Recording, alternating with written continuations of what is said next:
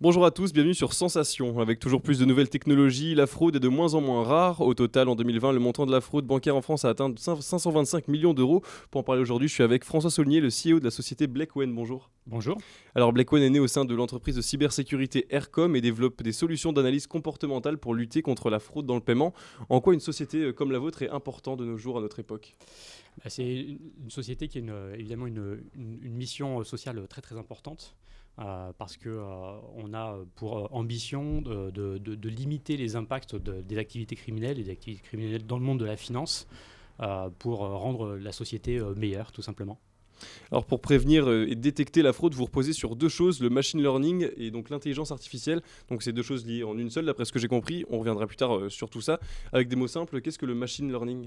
Le machine learning, c'est une méthodologie d'analyse statistique, qui va s'appuyer sur l'ensemble des informations qu'on va pouvoir collecter, des montants, des destinations de pays sur les virements, etc. On va faire une analyse statistique et on va construire un modèle mathématique, en s'appuyant évidemment sur des algorithmes.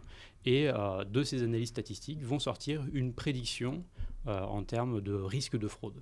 Et quel est le rapport justement entre machine learning et intelligence artificielle? Alors l'intelligence artificielle, c'est le nom plus large, un domaine particulier de l'informatique. Et le machine learning est une technique, un sous-ensemble des différentes techniques qui existent dans le monde de l'intelligence artificielle. Donc on va retrouver le machine learning, le deep learning, les systèmes experts, etc., etc. Et en quoi justement ces principes de machine learning, intelligence artificielle, ça vous aide dans vos missions? Alors ça nous aide parce que de manière traditionnelle, dans ces systèmes antifraude, on utilise des modèles plutôt basés sur des règles métiers exprimées par des humains. Et l'analyse statistique et l'entraînement automatisé, en fait, va permettre de s'abstraire de tous les biais cognitifs qu'on peut avoir quand on est en train de décrire un modèle de manière manuelle. Alors il y a plusieurs grandes banques françaises qui vous font également confiance, mais à part ça, à qui s'adressent vos services concrètement? Alors nos services s'adressent aux banques évidemment et à toutes les institutions financières et les fintechs notamment qu'on va pouvoir retrouver partout dans le monde. Donc les fintechs du paiement, les fintechs du virement ou du transfert de devises, les organismes de crédit. Donc voilà, on a un panel assez large de clients potentiels. C'est facile de vous faire confiance à une entreprise comme la vôtre, justement quand on parle de machine learning, intelligence artificielle, on ne sait pas trop ce que c'est au final. Est-ce que les gens vous font confiance? Alors oui, les gens nous font confiance, puisqu'on a plusieurs clients d'une part, mais c'est surtout, on a à cœur de démystifier auprès de nos clients un petit peu ce qu'on met en place, ce que représente l'intelligence artificielle. Et même dans le service qu'on rend, en fait, on ne se contente pas de détecter la fraude, mais aussi de donner une explication, une contextualisation pour que les utilisateurs, nos utilisateurs, puissent comprendre les raisons pour lesquelles on pense que la transaction est suspicieuse. Vous travaillez notamment avec Carrefour Banque et Assurance. En 6 mois de collaboration seulement, vous leur avez permis d'éviter 1,8 million d'euros de fraude. Qu'est-ce que vous ressentez quand vous voyez des résultats pour votre entreprise, de tels résultats? Avant tout, une grande fierté, c'est-à-dire qu'on fait correctement notre travail, que notre action a un impact réel chez nos clients. Et puis, une grande fierté, pas que pour l'entreprise, mais aussi pour toute l'équipe qui est impliquée, qui travaille quotidiennement pour mettre en place ces modèles, mais également améliorer ces modèles, améliorer le service rendu aux clients. Et en 2019, j'ai cru comprendre que votre start-up a réalisé une levée de fonds de 9 millions d'euros. En quoi ça aide une levée de fonds de telle sorte comme ça? Alors, cette levée de fonds, elle nous a aidé à construire une équipe, donc à recruter un certain nombre de personnes, à la fois des profils dans la recherche et développement, et puis aussi des profils commerciaux pour assurer le développement de l'entreprise. Donc ces fonds-là sont là pour vraiment aider au développement, à la structuration de l'entreprise, pour aller décrocher des nouveaux clients et s'assurer que l'entreprise est sur les rails de la croissance. Dit avec des mots assez simples, comment on fait pour éviter une fraude dans une banque? Imaginons comment on fait pour prévenir de tout ça? Pour éviter une fraude dans une banque, en tant que particulier, vous voulez dire? En tant que particulier ou en tant que professionnel comme vous? Alors, en tant que particulier, il y a des choses ultra importantes et aujourd'hui, il y a beaucoup d'attaques sur Internet. Donc, c'est s'assurer que les données confidentielles restent bien protégées, ne pas les divulguer, éviter de transmettre ces données personnelles dans des mails ou sur les réseaux sociaux, etc. Et puis, pour nous, comment on met en place ces systèmes-là? On va s'appuyer sur l'historique de données de nos clients. Donc, on va observer on va dire 2 ans d'historique de transactions, de paiement, et on va s'appuyer sur les informations qu'ils ont collectées en termes de fraude dans le passé. Et donc c'est à partir de ces informations passées qu'on va pouvoir venir faire une prédiction parce qu'on a observé des comportements, des patterns comportementaux, donc de l'observation comportementale des clients du passé, des fraudeurs du passé, pour venir prédire les fraudes du futur. La fraude, c'est quelque chose qui est fréquent dans une banque, par exemple, ou dans des grandes entreprises de finance?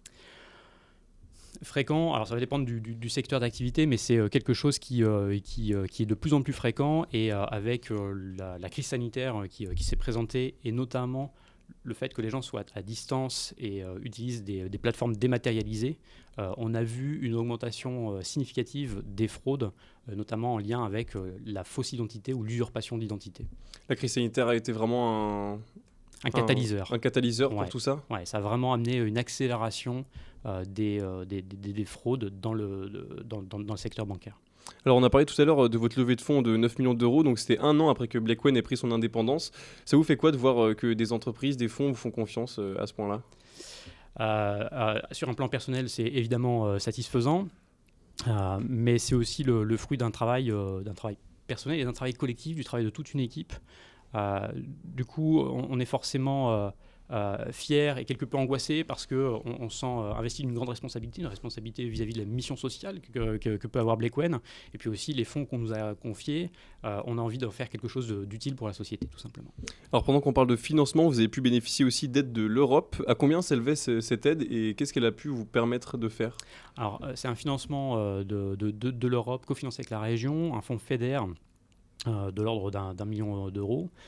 Et ce fonds-là nous a servi au tout début de l'aventure de BlackOne sur les travaux de prototypage de la solution, justement pour nous permettre d'aller démarcher par la suite les prospects que sont, comme vous les citiez, BNP, Carrefour Bank ou encore Icos aujourd'hui en Angleterre. Comment est né BlackOne? Comment est né BlackOne? BlackOne est né au sein d'Aircom, et c'est un projet intrapreneurial, donc avec un collègue à moi, un autre François de Pimonan, et on a monté cette structure.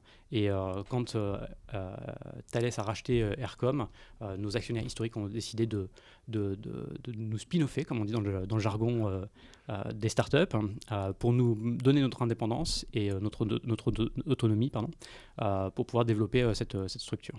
Et ça fait quoi justement de voir qu'une entreprise comme Aircom prend la décision de vous donner votre indépendance, entre guillemets, votre mission propre à vous? On se dit qu'on n'a pas si mal bossé que ça, tout simplement. Alors on a parlé tout à l'heure de comment éviter les fraudes fiscales, etc. Mais comment les prévenir, comment anticiper tout ça? Comment anticiper les fraudes? Alors, on va mettre en place plus de contrôles, et en fait, il va falloir étager un certain nombre de contrôles. Si je vais prendre l'exemple du crédit, donc de la détection de fraude à l'octroi de crédit, nous, on intervient en fin d'octroi de crédit, on a toutes les données consolidées et on va donner un risque de fraude sur le dossier.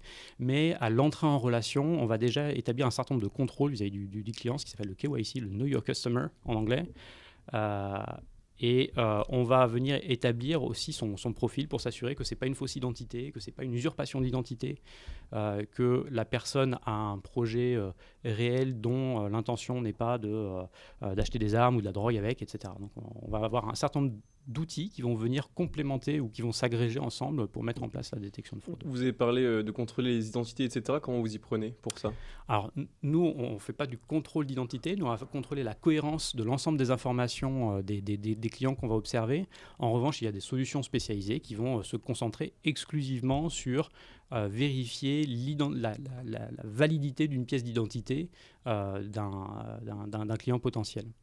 Désormais, on en sait un peu plus sur BlackOne. Merci beaucoup François d'avoir participé à cette émission. Donc, je rappelle que vous êtes le CEO de cette startup. Et cette émission a été enregistrée dans les salons du restaurant Sormani.